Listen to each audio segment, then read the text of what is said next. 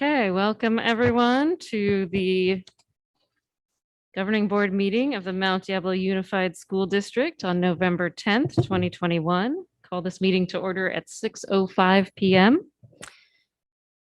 All right. So we will begin with Pledge of Allegiance and roll call. I pledge allegiance to the flag of the United States of America and to the republic for which it stands, one nation, under God, indivisible, with liberty and justice for all. All right, and we'll begin with roll call. Vice President Mason? Here. Trustee Mayo? Here. Trustee Fowler? Here. Trustee McFerrin? Here. Trustee Nzeri? Here. I'm also present, so we are all accounted for. And we'll begin with our land acknowledgement. We recognize that the Mount Diablo Unified School District sits on the territory of the Confederated Villages of Lisjan, the ancestral and unceded land of the Bay Miwok and Northern Yokut, the successors of the sovereign Verona Band of Contra Costa County.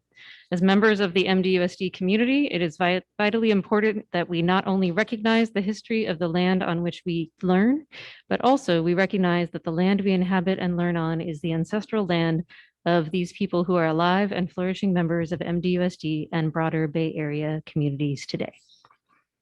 Thank you.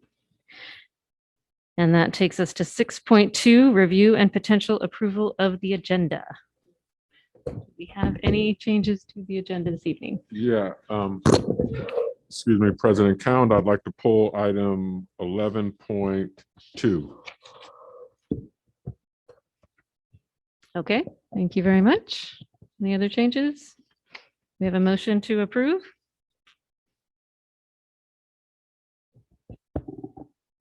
Would we like to move the board reports as we have done recently? We could do that. However, the agenda is very short. Well, we'll get them in early then. Maybe we just leave it as is. What do you Yeah, think? so it's up to you. Okay, I think we can leave it as is. Okay, so I will go ahead and make a motion to approve the agenda with item 11.2 being pulled. Second. Thank you. Motion by Trustee Mason, second by Trustee McFerrin. And we'll take that to a vote. Trustee Fowler? Yes.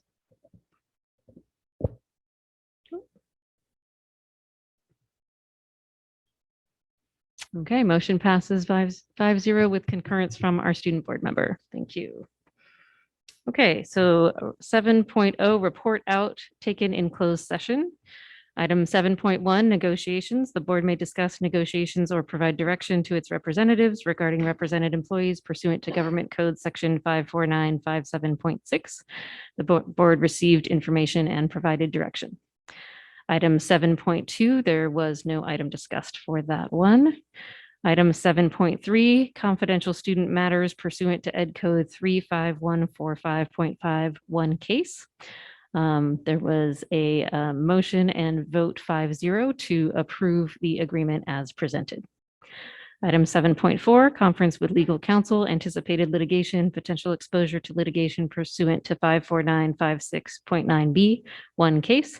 The board received information. Okay, and that takes us to public comment tonight. We have 4 speakers this evening, so you all can do your full 3 minutes, 3-minute length. And we'll begin with Doug Novotny, followed by Amanda Graves.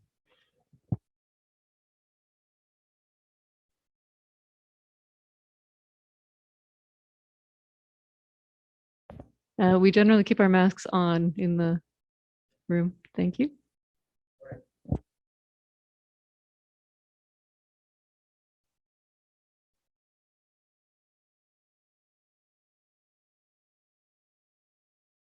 Can you reset my time? We can reset the time. Just a minute. Okay, is it working? I don't know. Yes, Did you hear? it is. Okay. Thank you. Thank you. All right, you may begin. I'm no pro. So I'm here to speak about critical race theory, CRT, so-called. And I'm calling for parents to wake up, everyone to speak up. this so-called anti-racism desecrates my hero, Martin Luther King. There's been a tidal wave of rejection from parents that's just begun in Virginia last week, and I think it's going to be much, much bigger, and you guys need to wake up to that and respond. Here at MDUSD, I hope that you are not members of the National Association of School Boards, although I fear you may be, and I think you should reject the letter which they sent calling upon the Attorney General to investigate and challenge parents as domestic terrorists. We are not terrorists. There's no one here calling for violence. There's no one here making threats, but we are angry about your malfeasance, and we're going to speak up about this. We're going to do freedom of information requests to find out if you've been participating with that group and if you're doing other corrupt things in this way. So we are angry about it. Now, schools, most media, and many politicians say the CRT isn't being taught in the schools. I understand that. It's an insulting misdirection. Of course, you're not teaching law school texts to K through 12, but you are teaching teachers all the basic tenets of CRT. I've studied this stuff. I'm a PhD. I know about it. And it's insulting to do that. It's dishonest. It's actually worse when you don't teach the theory outright, because then people can't see it as a theory to be challenged. It's being snuck in like a Trojan horse. Tony Kinney lays it out well. He says you do teach CRT to teachers when you teach them to teach students different based on their color. You teach them that the freedoms of Western civilization are fomenting white supremacy and somehow evil in that way. Secretly racist, that capitalism is a tool of this. Straight from Kimberly Crenshaw's book titled Critical Race Theory. It's a toxic, divisive lie that's spreading throughout the curriculum in English, even math, even under the guise of socio-emotional learning. Parents who are seeing this, you need to wake up and see what they're teaching your children, our children, under the guise of that. It's poisonous, racialized identity being foisted on them. Word games. Equity, there's another trick. Sounds good, but actually it doesn't mean equality at all. It means inequality on purpose, taking from some to give to others based on race. It means dumbing down accelerated programs, straight from Richard Delgado's book called Critical Race Theory. All teaching is political. That's straight from Gloria Ladson-Billings' CRT in Education. It's anti-humanist, according to them, not me. It's against MLK. It's color of skin, not content of character. It's racial essentialism. Please stop doing it. Stop lying to us about it. Let MLK be our shared hero.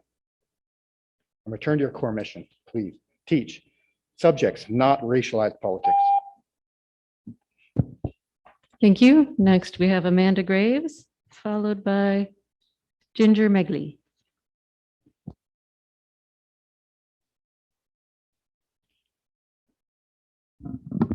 Good evening.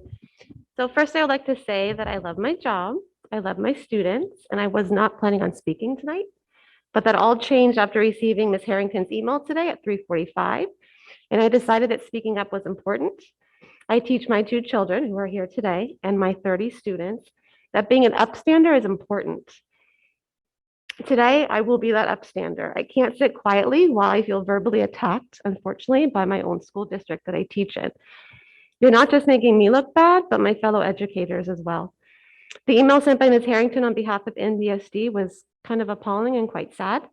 MIDIA and MBUSD have been in negotiation for months, not just on salary, but other important issues such as class sizes, combo classes, and nurse caseloads. MBUSD would not negotiate salary with MIDIA until October 28th.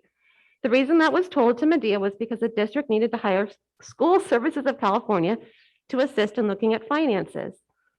Ms. Harrington's email says MIDIA is proposing higher cost items such as large pay increases, reduced class sizes, and high pay for covering classes when substitutes are not available. I wanted to break it down a bit. Large pay increases. Yes, Ms. Harrington is correct in her email. Teachers can move up the pay ladder. It costs money to do so. It cost me about $15,000 to get my continuing education units. Not every teacher can afford that.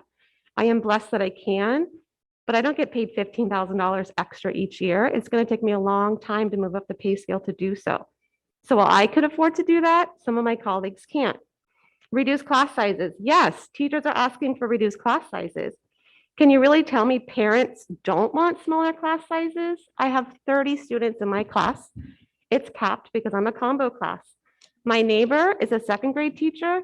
She has 32 second grade students in her class. 32. Higher pay for covering class sizes. I'm actually going to cross that off because I'm running out of time. So again, Ms. Harrington mentioned that teachers received a bonus of $1,500. Absolutely correct. My 2 children went to daycare morning and after school, cost about $900 a month.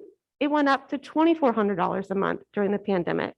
So that $1,500 for a lot of families did not go far. Daycare is still expensive. And positions, excuse me, I just wrote this while I was at my son's football practice, so it's not as eloquent as I would like. So the closing paragraph today from Ms. Harrington's email said the district team will continue to focus on a higher level education experience for all students while supporting the needs of the community and being fiscally responsible. Can we start being fiscally responsible by not agreeing to spend $194,000 on baked goods tonight when the bid was originally $24,000? Can we be fiscally responsible by not getting new work trucks and cars that were barely 10 years old? Can we be fiscally responsible by not hiring outside companies such as California School Services to look at our budget? Can we be more fiscally responsible by not paying $15,000 for Rock Eye Consulting? So emails sent tonight are hurtful. Teachers love the children. We're in it for the children, not for the money. At the same time, asking to be paid a living wage should not look down upon. Thank you. Ginger Megley, followed by Holly Pitts.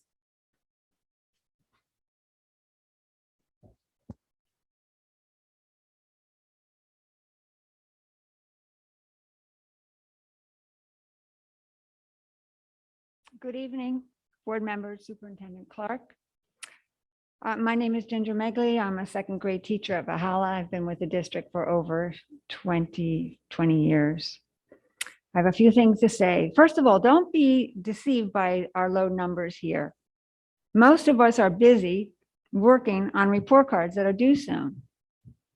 Teachers work really hard, and to come here to do this, it takes time away from our students, but we do it because it's important. But we're tired of coming here. We're tired of protesting. We're tired of wearing our blue shirts. We want to get on with it. Most teachers I know are angry, they're frustrated, and they're ready to strike. And that happened at your first proposal. We were very devastated, and it was very insulting. Now, we've been asking for lower class sizes for a long time. I think our parents would want to know that San Ramon has class sizes of 24, Moraga 21, New Mexico 18, Spokane, Washington 18, Utah 15. I could go on and on. 31 in a class of primary students is just not working. And right now our kids are coming to school because of COVID and distance learning, with immense needs. And it's just too hard for us. And we're not meeting their needs. It's too hard. Now, there's more to this class size than just the teachers having a less workload. The class size results in a very low ratio of adults to students on campus. At our site, there just aren't enough adults to care for and supervise all our students. We try our best, we do our best, but it's very hard. It becomes a safety issue as well as an educational issue. So think of that. Safety is very important. I know it's very important to the district. You need to get more teachers and more adults on campus, and you have to pay them because you need adults to guide these kids, no matter what age they are. It's so important.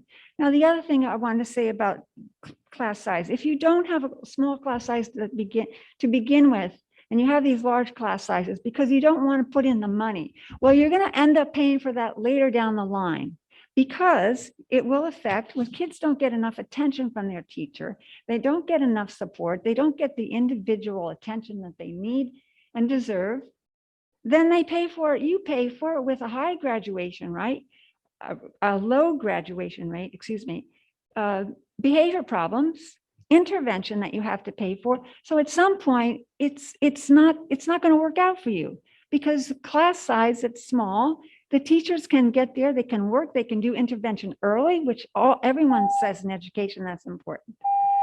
So just to sum up, we do a lot of work. Stop making our job harder. Help us, support us. Let's work together. Let's make education really much better in MDUSD than it has been. We can do this, but we got to work together. We're not your enemy. We want to work with you. Please trust us. We're here for the kids. And you Thank know you. what? Without great teachers, you don't have a school. Thank you. Thank you. All right. We've been allowing a little extra time because we have very few speakers tonight, but that's not something we can normally afford to do. All right, Holly Pitts. I'm taller, I'll stretch it up. Hi, my name is Holly Pitts. I work at both Olympic High School and Holman Hospital. Again, I was not going to come here tonight. I was just going to continue to email you and tweet to you. But today I received that email that was sent to the entire MDUSD community talking about the negotiations between Medea and the district. So that brought me in. This email makes me livid, just livid. It's an example of the gaslighting and the lies the district continues to come up with. Thank you. So I want to clear up just a few of the misconceptions, okay? Medea does not have a Me Too clause. If the district doesn't like that clause, they need to take it up with other bargaining units and stop using it as a threatening tool in negotiations, okay? The district has yet to show Medea that it cannot support the pay increase of 12.5% that we demand, okay? They say they cannot, but the words don't mean anything. They have to be able to show us, and not just some linguistics, not just some rhetoric. Actually show us on paper, where is all of the money going? Not payroll, all of it. So far, we haven't seen it. Medea remains competitive. Well, I did a simple little search of the surrounding districts just to see, okay, we're competitive. I'm an 8th year teacher. Anywhere in any district around me right now, I can make $4,000 to $10,000 more. Does that sound competitive to you? It doesn't to me. That's not competitive. So if running a school district like a business is the model, which seems to be the universal model, then you have a failing business model. You have a failing business in general. We are not here for profit. We're here to serve our community. Teachers and counselors cannot do their job if they cannot support themselves. It's really simple. It's just that simple. We know our worth. Like she said, don't be fooled by our numbers. We know our worth. It's time you learned it, or we will show it to you. Thank you for your time. Thank you very much. That concludes public comment. Item 9.1, district organizations. Did we have any speakers tonight for district organizations? Okay. All right, that takes us to 10.0, recognitions and resolutions. 10.1, review and potential approval of resolution 2122-31 regarding accounting of developmental fees for the 2020-2021 fiscal year in the Capital Facilities Fund. Dr. Clark. I'm going to call Dr. Gonzalez up for this item.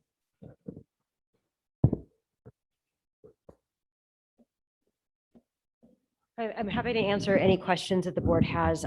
This is the 1 year, so this is the annual Fund 25 accounting for developer fees. What we're actually doing at the next board meeting is we're bringing back the 5-year at that point in time, and these will coincide in the future. But what we're required to do is we're required to have a resolution to approve the spending every year. And what we really do plan on doing is starting to spend that down with the completion of the facilities master plan that we are really hoping we can bring to you in December. Thank you very much. Trustees, any questions?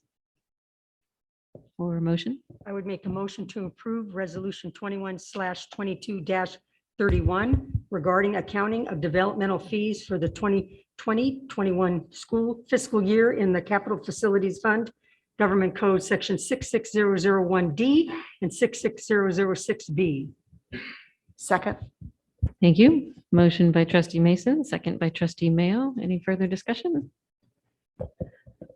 We'll take it to a vote. Trustee Fowler. Yes. Thank you. And the rest of us are voting electronically. Motion passes 5-0 with concurrence from our Thank student you. board member. Thank you. Next, we have 10.2, review and potential approval of Board Resolution 2122-36 for personnel with variable term waivers. Yep, and Dr. Dr. Clark? Rubio is going to take this item and the next item. Good evening, board members. The variable term waiver gives our employees additional time to complete their requirements, and we're presenting you tonight with 2 employees for your consideration for this type of approval. Thank you. Do we have a motion? Madam President, I move that the board approve the variable term waiver, which is Resolution 21/22-36. Second that? Thank you. Motion by trustee Mayo, second by trustee Mason. Any further discussion? Thank you. Thank you. We'll take it to a vote. Trustee Fowler? Yes. And the rest of us are electronic.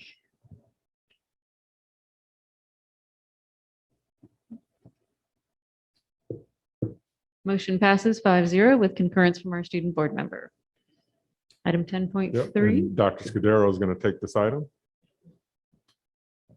review and potential approval of resolution 2122-38, revision to board meeting dates. Oh, okay. That's all right. The next item. Yeah, so I have this. So what we are looking at is whereas the governing board of the Mount Diablo Unified School District has approved resolution 20/21-36. Here, wherein the state, May, November, and December, only one meeting will be held. And whereas resolution 21/22-36 was further revised with resolution 20/21-63. Here appended to add a new meeting. And this new meeting was, at the time, was at May 26th. However, what we're proposing is that we add an additional meeting on December 14th. Okay, thank you. Do we have a motion on this item? I'll move that the board approve resolution 21/22-38 revision to board meeting dates. A second. Thank you. Motion by trustee McFerrin, second by trustee Nzewi. Any further discussion? Everyone's looking forward to adding an additional date to our workload. Very nice. Okay, we'll take it to a vote. Trustee Fowler. Yes. All right. And motion passes 5-0 with concurrence from our student board member. And thank you, trustee Fowler, for your willingness to add one more meeting to your busy schedule. Okay, that takes us to our public employee appointments. 11.1, review and potential approval of personnel appointment principal, Meadow Homes Elementary School. Yes, and this is Dan. Dr. Scudero will do this item. Thank you. We would like to bring for the board's review and potential approval, the appointment of Catherine Isidro for the position of principal at Meadow Homes Elementary School. During her 27-year career in education, Katie has taught students in grades K to 8 and served as an instructional coach and the elementary school vice principal. She earned her bachelor's degree in social work from CSU Sacramento and her master's degree in educational leadership from Cal State East Bay. Katie enjoys spending time at home with her husband and 2 precious senior dogs. She looks forward to trips to visit her adult son in Oregon during school breaks. All right, thank you very much. Do we have a motion? Madam President, I move that the board approve the appointment of Catherine Isidro as principal to be assigned to Meadow Homes Elementary School. A second. Motion by trustee Mayo, second by trustee Nzewi. Any further discussion? I just want to say thank God. Like, Meadow Homes has been without a principal all school year long, and they're a tight-knit community that deserves to have strong leadership. And that gap has been painful. So I'm just so excited that this week they get to have somebody sitting in that office. So I look forward to getting to know Principal Isidro. Definitely very exciting. All right, we'll take that to a vote. Trustee Fowler. Yes.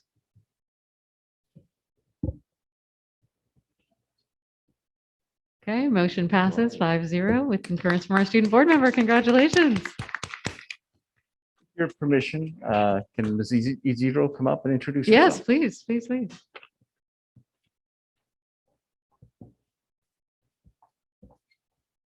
We're excited to meet you. Governing Board President, Vice President, trustees, Dr. Clark, distinguished community members, district staff. It is a privilege to be welcomed to Mount Abilene Unified School District, particularly as the new principal of Meadow Homes Elementary. I'm grateful for the trust that you're placing in me. I will always do my best to promote the site vision at Meadow Homes of an education that prepares, inspires, and motivates our students to reach their full potential. And to the Meadow Homes community, teachers, staff, families, and students, I am so excited to meet you and to work together for student success. Really looking forward to a brilliant journey. Thank you. All right, thank you. Thank you so much. Very exciting. Okay. All right. And there are no items under 12.0 reports. So that moves us to board member reports 13.0. All right. Who would like to go first? Trustee Nzeri. Mine is brief. I know that I'm going to leave ABAR. I attended ABAR. I'm going to leave ABAR to my colleagues who also attended. I want to thank Dr. Francis for allowing me to attend a Black parent meeting at Riverview Middle School this week. That was really inspiring and motivating, and just like the meetings that preceded that were district-wide for Black parents, and looking ahead to the future of the African-American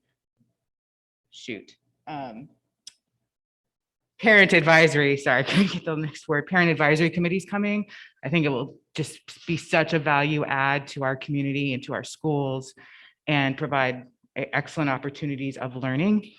But where I want to focus my words today is to Trustee Fowler, is that I just, at the last meeting, you described the leadership of you as president of BSU at College Park, and your fellow members of really of doing something that I feel like you really shouldn't have had to do. And that was to speak up to your English teachers about the use of the N-word in literature and in your classrooms and how that makes you feel. And you inspired me and made me feel just so proud, yet so hurt, proud that like you all stood up, you stood your ground to some teachers who had no understanding at first, and you were able to show them the way and exact change. But I feel really sad and mad that you were put in a position to do that, and that the adults around you have failed in this. This isn't your job. So I brought you a cupcake. That's he's offering. But I just want to say thank you, because also that leadership inspires me that our future is going to be all right. Like in the hands of babies, I know you're about to be grown, but in the hands of babies, great things are to come. And so I feel honored to serve with you, but just feel really honored that you took that leadership. I will point out that this issue we know isn't unique to College Park, and I know other students have brought it up in other settings, and same thing. You should not have to do this. We have to do better, but thank you for doing it. All right. Thank you, Trustee Nzeri. Trustee McFerrin. All right. So last Tuesday, I attended the CAC meeting. It was an in-person meeting. which seemed to bring in some new people. And on the other hand, there were some folks that I'm used to seeing in the Zoom meetings that weren't able to attend. So there was a pretty good discussion kind of around how to make these meetings accessible. So I look forward to seeing how we can work together to that end. I appreciated the speaker series. James Wogan, who we heard from here last month about the HOPE program, spoke about mindset. And it was a topic that really resonated with our group. There were lots of interesting questions and comments on this topic. I attended the ABAR meeting a couple weeks ago, and we had really good discussions around a lot of different topics. I was in the breakout room on curriculum, and we did discuss kind of how we're addressing slurs in literature. I've been engaging with community members around this, and kind of talking about how we take on this topic in the district where I teach. And so anyone that would like to speak with me, I would hope that you would reach out to me about this or anything else. I would like everyone to know that the next ABAR meeting is next Monday from 5 to 6:30 on Zoom.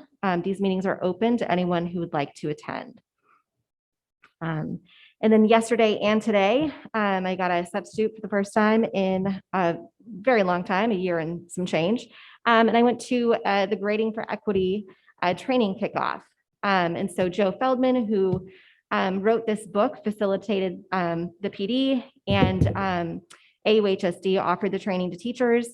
And while I can't really capture everything about the pedagogy involved in the book or during my training, it focuses on grading that is accurate, bias resistant, and motivational.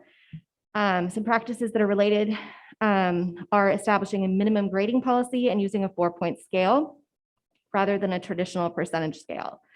I'm very much looking forward to overhauling some of my own grading practices and speaking with anyone in MDUSD that would like to speak about grading for equity and any efforts to make our grading more fair. And then on Friday night, I attended the varsity football game at Concord High School. Took my husband with me, and we watched the Red Devils come out ahead just in the very last part of the game, which was really fun.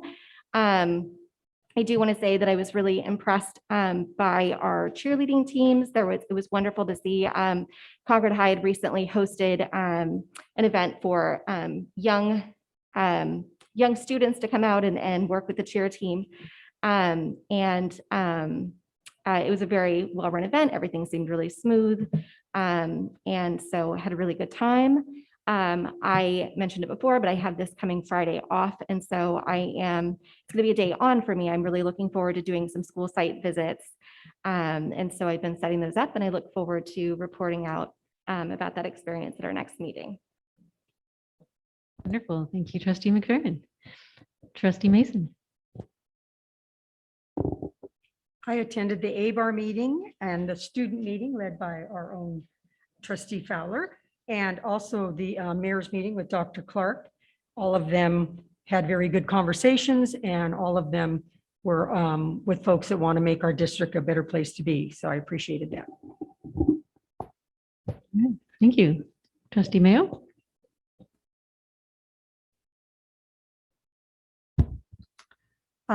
First, I would like to mention that I did attend the CAC meeting. Mrs. McFerrin gave an excellent report and represented the board very well. Her comments are always very well received. Then I attended the Mount Diablo Business Education Alliance meeting, as many of you did, that was held this Monday. And I participated in the engineering subcommittee group. I appreciate the work that's being explored there, and the individuals involved in that subgroup are planning additional meetings. So there might be a project for the students in the spring, which will, I think, be very exciting, especially because it involves, the engineering involves the STEM fields. Then on October 29th, I was able to go to Cal State East Bay Concord campus to honor CSUB public health mentors that were placed throughout Contra Costa County as part of the Together Towards Health grant. There was a grant that was received with the university and a couple of other agencies to place graduating students as mentors in our high schools or in nonprofit organizations so they can gain experience regarding work in the medical field and also be the beacon and the inspiration for young people to become involved in medical careers. Because as we know, there will be an increased demand for employees in the medical field, regardless of what area you choose to go into. And so there were 2 students that were placed. These are college students that were placed at Ignacio Valley High School, Shannon Carr, and Mount Diablo High School, Haley Davis. And so they were there this fall and did an excellent job. And Mrs. April Treese was the one that sponsored these individual students or these students. And it looks like there will be an additional 20 that will be placed in high schools throughout Contra Costa County in the spring. So this grant has really blossomed in providing this experience, not only for the college students, but also giving a role model for young people to look up with because they work with the students on particular projects. So it was exciting to attend this event and hear the stories and the experiences of all the students, whether they were placed in a high school or in a nonprofit organization or in a senior care facility, for example. So that's my report. Thank you. Wonderful. Oh, Thank I you. have one other thing. I apologize. I want to take a moment to thank veterans for their service. There have been over 10 family members in my family and my husband's family who have served in various combats and are veterans. And no matter what the venue of service was, there are always scars that are not visible and stories that have never been shared. So on behalf of, I hope all of the board, we want to thank our veterans who have provided service to our country. Thank you. Thank you very much, Trustee Mayo. Trustee Fowler. Thank you to my fellow trustee who highlighted what I did. And honestly, it was my honor to do that. And I felt like the Black Student Union at College Park was a great place to start, and how I'm also meeting with other Black student unions amongst the district to help them with this issue as well. And I feel like when it comes from the students' perspective and the students' voices, it's much more heard opposed to if it was coming from a teacher or a principal. Instead, I feel like the students' voices are very impactful. And that's just one example of it. Following up with that, I did have a meeting with the high school principals regarding the Black Student Union meeting at College Park and the issues amongst literature, how the N-word's being said aloud when reading, how there's not enough diverse curriculum, and how there's no teaching the significance of the word when it comes up during classroom. So it comes up during classroom during school in middle school, and it's not really addressed. And one thing that a student highlighted in the Black Student Union meeting was that she felt as if she was very sheltered because she didn't really know what the word meant. She just, obviously when you're told, oh, don't say this, you want to say it. So I think teaching the significance of the word is very crucial to understanding the emotional impact it has on students. I also had the first student advisory committee meeting where Sharice and Deborah attended, which was amazing.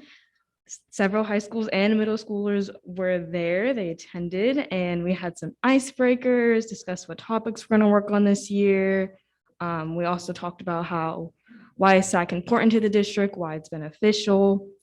Following that, in the California Student Board Member Association that I'm in, one of my goals is making sure that every district, every student board member in the association does have a student advisory committee. So I shared the bylaws with them that Michelle created last year, And I'm also working with one of the members to maybe create a template, and we're kind of combining both of our districts' bylaws together, which is very cool. I also attended the State Seal of Civic Engagement meeting last Saturday with Ms. Johnson and Michelle Loss, the trustee of last year, actually attended as well. So it was great hearing her background around the award, and as well as how I spoke on how I've been doing civic engagement as well, and how accessible it is, because a lot of people are doing civic engagement, just don't know it. And lastly, I'm very excited for Dr. Clark to be coming to the Black Student meeting on Friday. Last week, there was an incident at College Park where many students did not attend school because the water was off due to mayhem with a driving accident. So I'm very happy for him to be attending on Friday. Thank you very much, Trustee Fowler, and thank you for inviting us to your SAC meeting. It was really incredible to see your leadership and to be able to hear from students from across the district about what their needs are and what the issues are that they're seeing. And I look forward to more of that. So thank you. All right. So as for me, I did also get to attend some of the other things that people mentioned already. I also did on October 29th attend the Unified Sports match at Concord High, which included YV High School and Acalanes. And I was so impressed to see how Concord High has incorporated this into their schedule with an inclusive PE class option. And so I would love to see how all our high schools could become unified schools like this. There was a representative from the Special Olympics there who's happy to support. And on the Special Olympics website, you can look up unified schools and find a lot of resources and information on this. Later that day, I got my vaccine booster and flu shot at the same time. It was great. So I feel good. But I definitely needed a day to recover. So I recommend that for those who are doing that. On November 2nd, the Walnut Creek City Council voted to ban the sale of flavored tobacco products and electronic smoking devices, so vapes. I attended the meeting and spoke in favor of it, reminding them that our school board unanimously passed a resolution in January of 2020 that requested that cities do exactly that.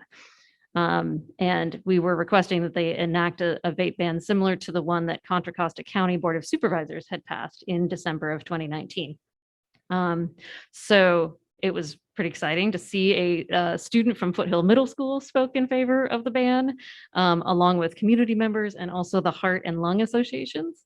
And it passed unanimously, and the city will start enforcing the ordinance in 5 months.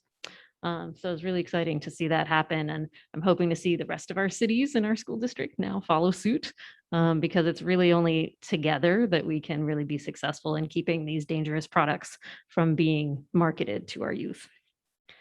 On November 3rd, Senator Glazer held a meeting with school board presidents in his area that I attended, and it was good to hear that he's championing a statewide school construction bond. So we'll definitely be supportive of that. We all need help in that with our aging infrastructure. We also discussed with him the fiscal cliff of declining enrollment that so many of our districts are facing, and how we really need one more year of hold harmless on enrollment to stabilize our funding and help us weather the uncertainties of this next year. On November 8th, Dr. Clark and I visited with one of our nurses and LVNs to better understand what they do and what challenges they're facing at school sites.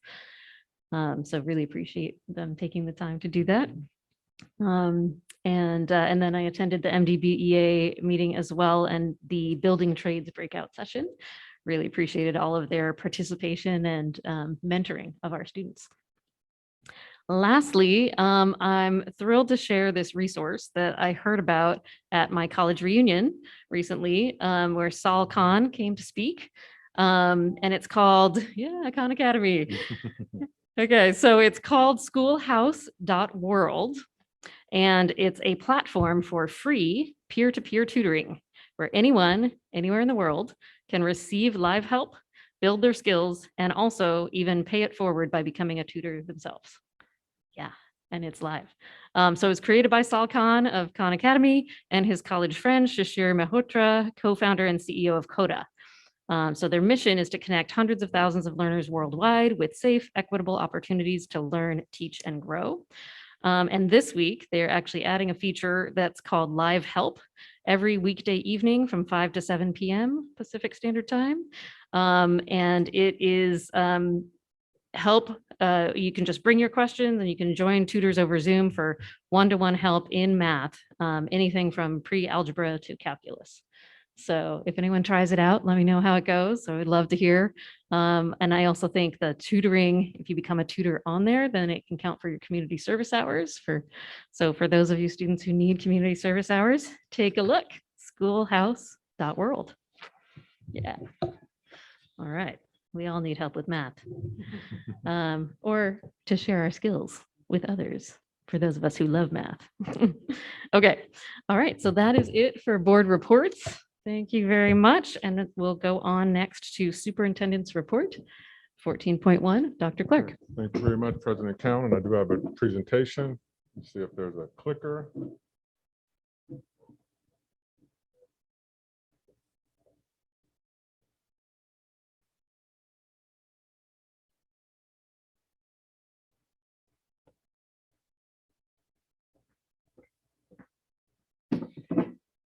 All right, very excited to present to you all tonight. So first of all, just want to again review our LCAP goals at all students. I love just that opening. Just every single student will receive a high quality education in a safe and welcoming environment with equitable high expectations, access to technology and instruction, and the California state standards that prepare them for college and career. Also participated yesterday on the call with our different labor partners and the different community businesses. And just again, I emailed Dr. Fontanella afterwards and just told her just how impressed I always am with those meetings. They're always full and everyone always shows up to those, and just really impressed with all the community partnerships that we have for our students. So in goal 2, high quality, culturally proficient and responsive staff will provide engaging instruction, respectful of all students' backgrounds to ensure they are college and career ready. And lastly, making sure that parents, family, and community will be informed, engaged, and empowered as partners with Mount Diablo Unified to support student learning. And this presentation will be posted, as it always is, in our minutes or in our board summaries. I just wanted to refer back to our triangle that we developed in collaboration with CCEE. And again, we're going to focus on learning acceleration. We're going to focus on educational equity, making sure that all students have what they need, and we're going to focus on social emotional learning. So again, I just want to go back and just highlight, because we did have our quarterly meeting with the California with CCE, and again, CCE was contracted to come and work with us because of our poor performance of our African American students, our homeless students, and our foster youth students, and because these groups had not made significant progress over the past 3 years. So again, they came and worked with us, reviewed all of our systems, visited classrooms, teachers, principals, community groups, and they came up with several of these recommendations. And so this is really leading into a lot of the work that we're doing. But we had to share what we've done to craft and share an instructional plan or framework aligning all plans and initiatives. And so we started that work, and I shared with this board at the last meeting how we're assessing our progress in those areas, and also develop a shared vision of student achievement and to clarify roles and expectations for attaining this vision. So again, what are all of our students going to be able to do as they go through our programs, and we're going to continue to monitor how our African American foster youth and homeless students are doing. And then also, they recommended that we build on the ongoing work of of the equity department to deepen the understanding of explicit and implicit bias, and to clarify, innovate, and scale the work of our principal equity cohorts to include all principals and school sites. I did meet with all principals last week just to talk about what's going on at their schools and what type of things they're working with their particular staffs, and how things are progressing, and that the expectation is that I will get reports from them that I can come back and share with this board, and we can also share with CCE and our other partners on how we are working. And then also set the expectation that work to achieve equity and inclusion will be shared by all district and school leaders and all teachers. And I did meet with the leaders of Medea who represent the teachers, and they are also committed to this, and they have pledged to work in partnership with the with site administrators and district office personnel on this recommendation. So very happy to see that. I also just want to share in public and in this meeting my superintendent goals, which are tied to many of the initiatives that we are currently following. So the first #1 goal is the budget goal to maintain long-term and short-term solvency and financial stability. And we have what that will be evidenced by there. And we have 3 bullets there that shows how I will provide that evidence to this board. We also see there's a teaching and learning goal. So focus on improving the following LCAP measures of student achievement, evidenced by interim board study sessions featuring quarterly data district-wide, which I shared at the last meeting, by school. And so you'll get reports on how every student did. And then again, for the purposes of this report, we'll pull out information on our African-American homeless and foster youth students, and also how our specific district investments around our CSI schools, LCFF, supplemental, and et cetera. And then strategies at district and school level so that we can address successes and challenges, right? And making sure that we're always collecting input from specific student group families. School climate, there's a goal here. So create systems that improve the school climate by improvement in meaningful participation as defined in student surveys. So again, we survey different groups of our students every year, and we want to make sure and measure that our students are feeling that they are participating in the educational programs, and that there are adults there on campus who will advocate for them. Transparent, clear, and straightforward suspension data shared with stakeholders. So I've shared our last 2 months of suspensions with this board and also with our principals. And again, my reports are published on our website. And then establish a comprehensive professional development plan focused on social emotional learning and equity. And we will prove that throughout the year. Also, we have a human resource goal, align staffing to student needs, evidenced by completion of current bargaining contracts, increase recruitment and retention of BIPOC and multilingual teachers and staff, and employee satisfaction that HR is more responsive to employee needs. So again, these are the superintendent's goals, and sharing them in public, and they will be posted on my webpage on the district website. We're very excited about the opportunity to partner with Contra Costa County Health, with Kaiser, with John Muir, and with La Clinica, and they approached us and they wanted to open up vaccination clinics on several of our school sites, and so we're working on doing that at 5 of our sites. So far, we have 3 identified in Bay Point, and we have 2 identified in Concord, and those will be coming very, very soon.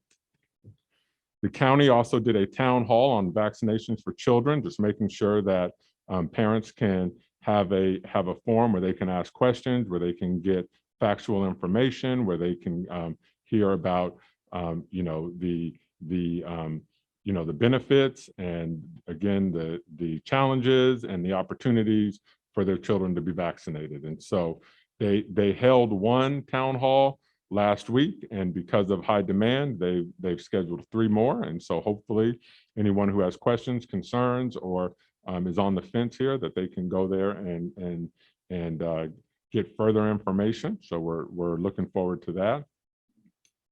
And I just wanted to share some, again, just more examples of social emotional learning at work.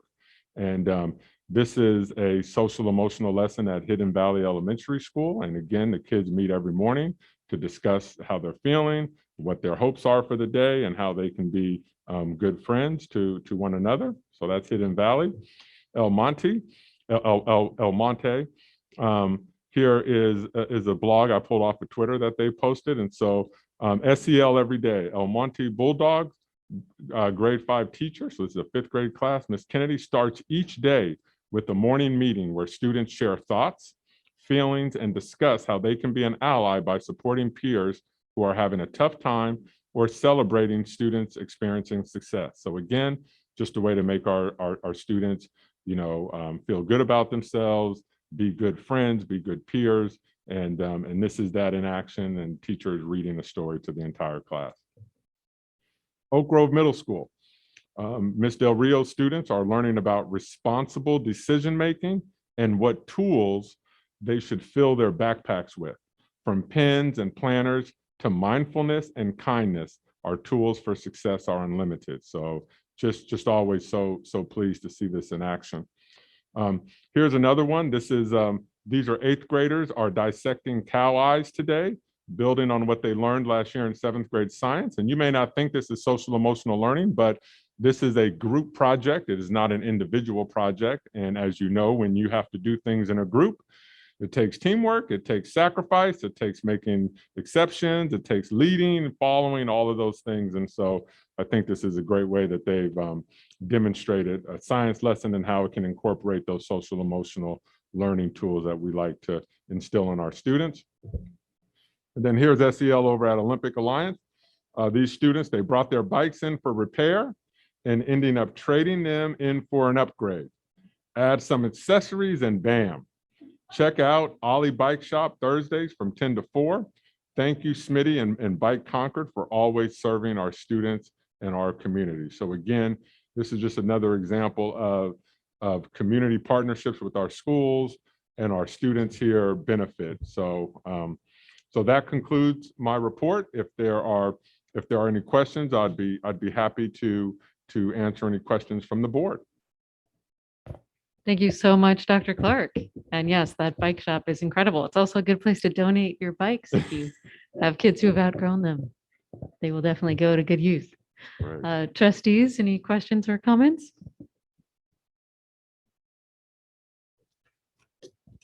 All right, thank you very much for that informative and uplifting report.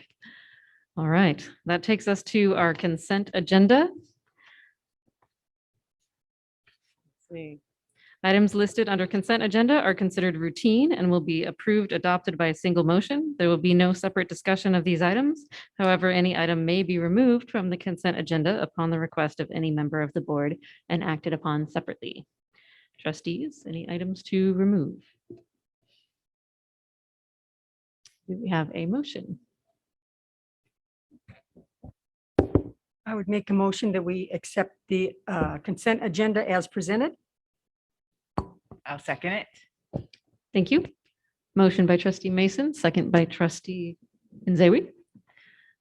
We'll take that to a vote. Trustee Fowler. Yes. Okay, and the rest of us are clicking. Motion passes 5-0 with concurrence from our student board member. Thank you. Okay.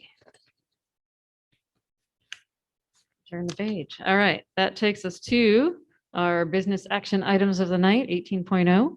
18.1, public hearing and review and potential approval of resolution 2122-37, authorizing easement to Contra Costa Water District. Dr. Clark. I have a resolution here, but if there's any questions, I can answer the questions. Or you want to take this? Just one Yeah, item. go ahead. Because we are transferring district property, there is a requirement for a public hearing on the matter. So therefore, we will request first that the board hold a public meeting and then can move to approve the resolution if it so wishes. Thank you very much. So we will open the public hearing right now.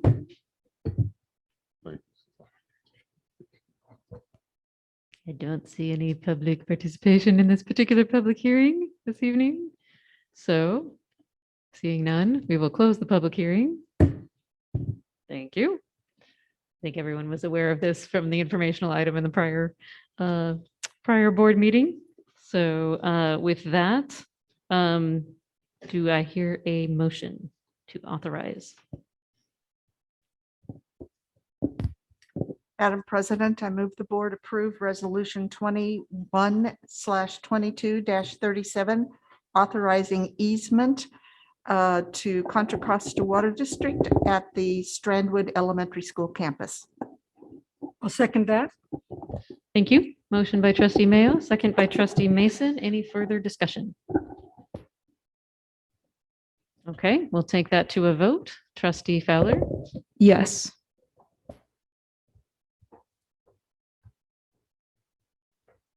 and motion passes 5-0 with concurrence from our student board member. Thank you very much.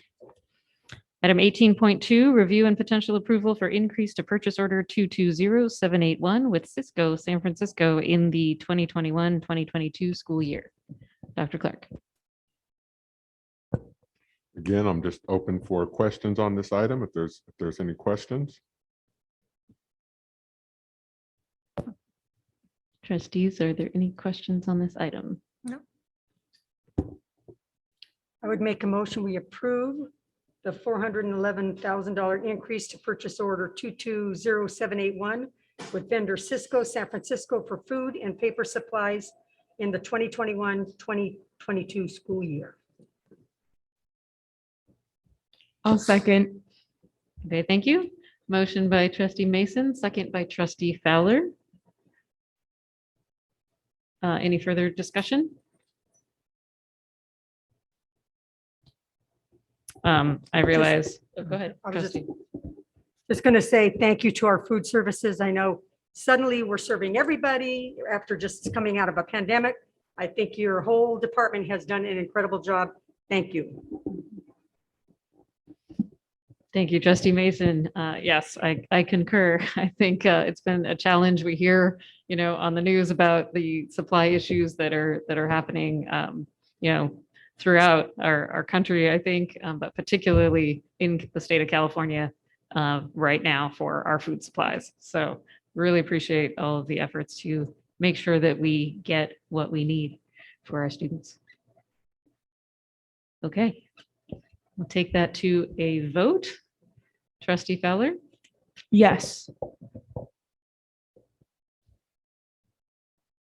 motion passes 5-0 with concurrence from our student board member. Thank you. All right, item 18.3, review and potential approval of update to board policy 4243.1, public notice personnel negotiations. Dr. Clark. Dr. Scudero is here to answer any questions the board may have about this. And as you recall, we brought this board policy forward for a first read, and it's now back for action. Trustees, any questions?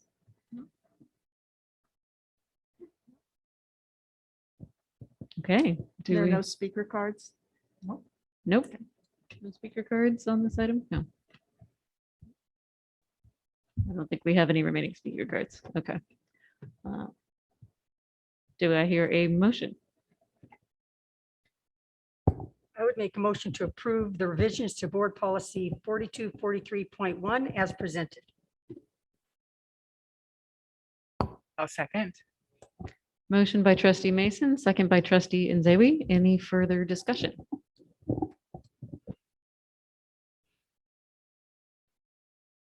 Okay, once again, this was covered in our last board meeting, so I think everyone is feeling very comfortable. All right, we'll take that to a vote. Trustee Fowler. Yes.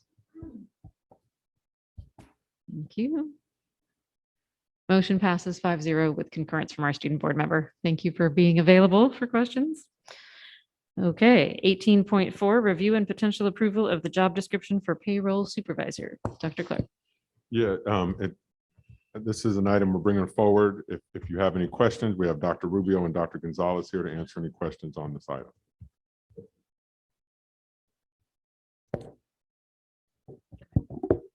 Trustee Mason. Do we expect that this will make it easier to fill the position that we've been unable to fill in the past. Turn it on.